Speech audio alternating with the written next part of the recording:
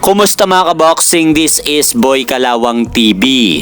So kahapon nga po mga idol, napabalita ang tinanggalan na ng WBC World Super Middleweight Belt si Terence Crawford matapos hindi ito magbayad ng sanctioning fee sa World Boxing Council Company ni Mauricio Suleiman.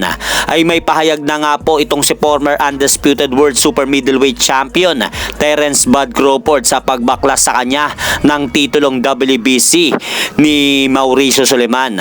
Ay ayon nga po dito mga idol sa naging pahayag ni Terence Crawford sa Fight Hub TV. Sinabi nito na tanggap niya yung naging hatol ni WBC President Mauricio Suleiman na pagtanggal sa kanya ng WBC belt, pero alam daw ng buong mundo mga idol na nagagalit ito sa kanya dahil tinalo niya si Canelo Alvarez na kababayan nito. Kaya okay lang daw yung ginawang pagbaklas sa kanya ni Mauricio Suleiman ng titulong WBC at alam daw niya na gagawin sa kanya yon ni Mauricio Suleiman.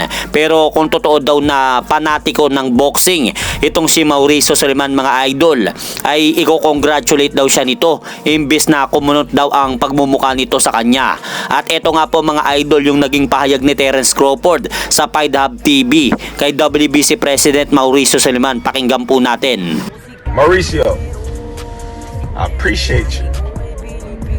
I appreciate you because everybody in the world know you was going for Canelo. You was mad that I beat Canelo. It's okay. It happens, you know. But if you a real fan of the sport, you'd have, you know, said congratulations instead of having that little smirk on your face, all mad and pouting. But listen though.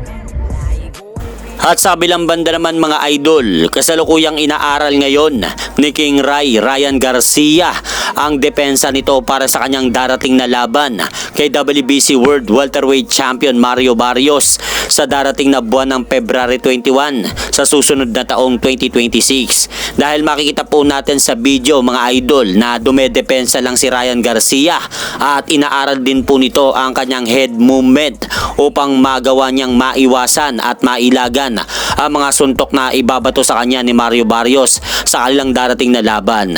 Dahil siguro mga idol, iniiwasan na po ng kampo ni Ryan Garcia maulit muli yung pagkabagsak niya kay Rolando Rolly Romero nung naraan lang ng Mayo sa kanilang naganap na laban. Kaya ini-improve nga po nito ang kanyang depensa ngayon. At hanggang dito na lang po muna ang aking update sa mga ganapan sa mundo ng boxing. At syempre mga idol, huwag nyo rin pong kalimutan, pakisuportahan nyo naman po muna ang ating munting channel. Maraming salamat po.